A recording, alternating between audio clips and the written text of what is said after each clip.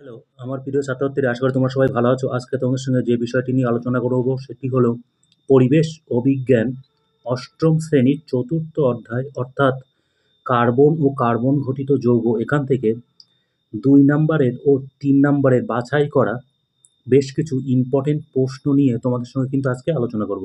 তো চ্যানেলটি ভালো লাগলে অবশ্যই মনে করে সাবস্ক্রাইব করে দিও।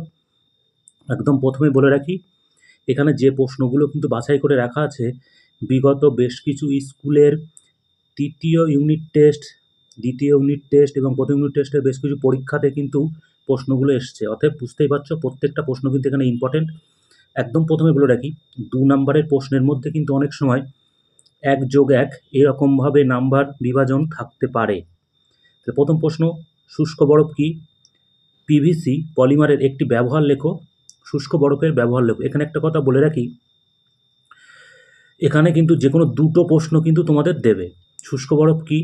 শুষ্ক বরফের ব্যবহার লেখো ২ নাম্বার, অথবা দিতে পারে পিভিসি পলিমারের একটি ব্যবহার লেখো, শুষ্ক বরফের একটি ব্যবহার লেখো। ৩টে প্রশ্ন একসঙ্গে আমি রেখে দিয়েছি, যে কোনো দুটো কিন্তু পরীক্ষায় দিতে পারে।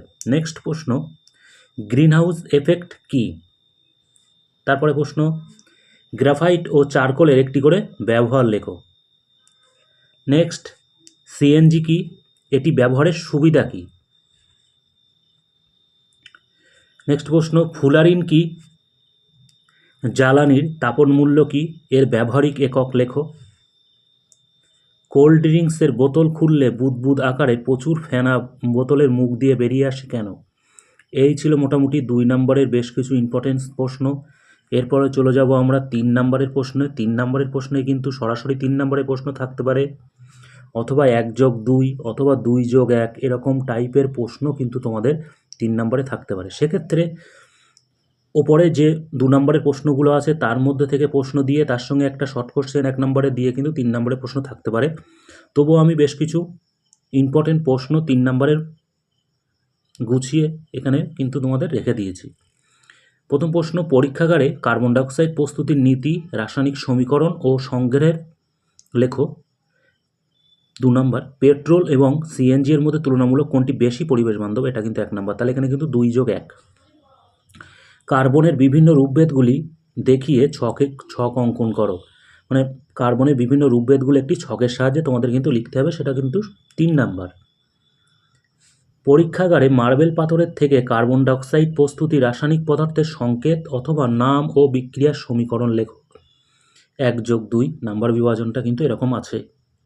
পরের প্রশ্ন, স্বচ্ছ চুন জলের মধ্যে স্বল্প পরিমাণে কার্বন ডাইঅক্সাইড গ্যাস চালনা করলে চুন জল ঘোলা হয়ে যায়, কিন্তু অতিরিক্ত পরিমাণ কার্বন ডাইঅক্সাইড গ্যাস চালনা করলে সেই ঘোলা চুন জল কিন্তু আবার স্বচ্ছ হয়ে যায়। প্রশ্নটা কিন্তু বেশ ইম্পর্টেন্ট। কারণসহ বিক্রিয়া দ্বারা ব্যাখ্যা করো। একটি ধাতব পারঅক্সাইডের উদাহরণ দাও। পরের প্রশ্ন আসছি, গ্রাফাইট ফিসসিল হওয়ার কারণ কি? টেলিনিনের ব্যবহার লেখো। নেক্সট প্রশ্ন, একটি রাসায়নিক বিক্রিয়ার সাহায্যে প্রমাণ করো। এখানে বানানটা একটুখানি কারেকশন করে নেবে, ক রওকার আছে, মানে ক রওকার করবে, করা আছে। কার্বন ডাইঅক্সাইড জারক রূপে কাজ করে, বিক্রিয়ার সমতাযুক্ত সমীকরণ লেখো। নেক্সট প্রশ্ন, হীরক ও গ্রাফাইটের পার্থক্য লেখো। এলপিজি কি?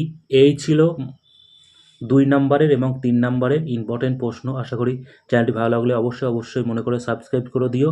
চ্যাপ্টার ওয়াইজ নাম্বার বিভাজন ধরে ১, ২, ৩ এরকম কিন্তু পরপর ভিডিও আসতে চলেছে। ভালো থেকো, ধন্যবাদ।